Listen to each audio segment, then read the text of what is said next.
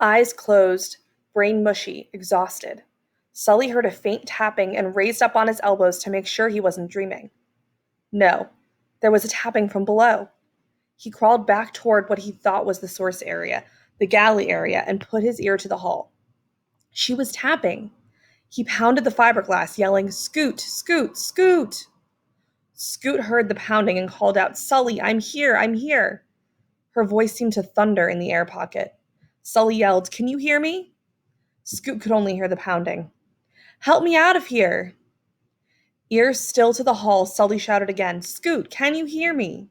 No answer. He pounded again and repeated, "Scoot, can you hear me?" No answer. The hull was too thick, and the slop of the sea, the moan of the afternoon breeze, didn't help.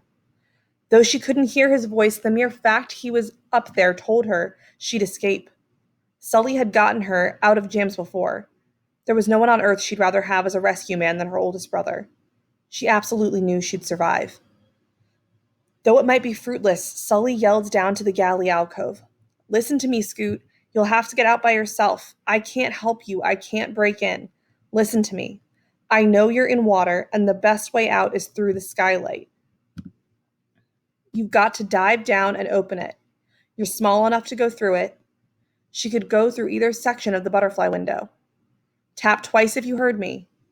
She did not respond, and he'd repeated what he'd just said, word for word. No response. No taps from below.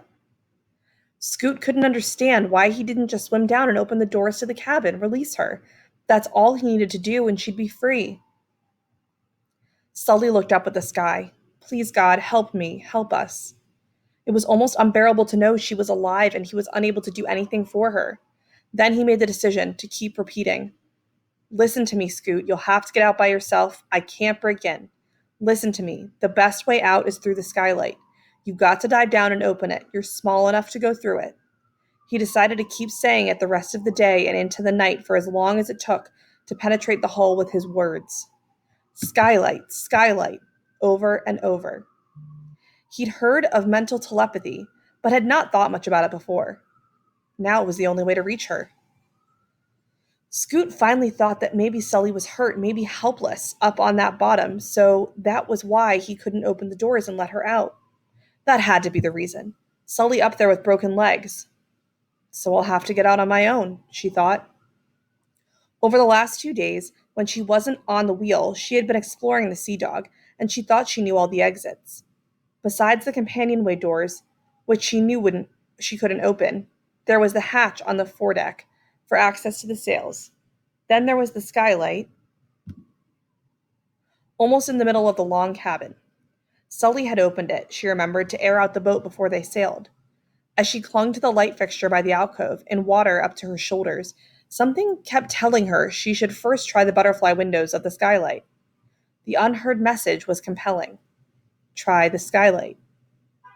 Sully's voice was almost like a recording, a mantra, saying the same thing again and again, directed down to the position of the galley.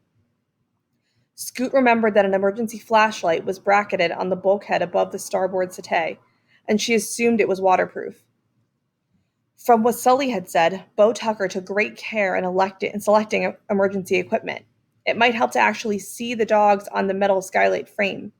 She knew she wouldn't have much time to spin them loose, maybe 30 or 40 seconds, before she'd have to surface for breath. Trying to think of the exact position of the upside-down flashlight, she again tapped on the hull to let her brother know she was very much alive. He pounded back. Sully looked at his watch. Almost 4:30, about 3 hours to sundown. And of course, it didn't make much difference to Scoot. She was already in dank night. But it might make a difference if she got out after nightfall. He didn't know what kind of shape she was in. Injured, she might surface and drift away. The mantra kept on. Scoot dove twice for the boxy flashlight and found it, and turned it on, suddenly splitting the darkness and immediately feeling hopeful. But it was odd to see the Sea Dog's unusual overhead, the open hatchways into the bilge and the debris floating on the shining water, all streaked with lubricants. Odd to see the toilet upside down. She held the light underwater, and it continued to operate.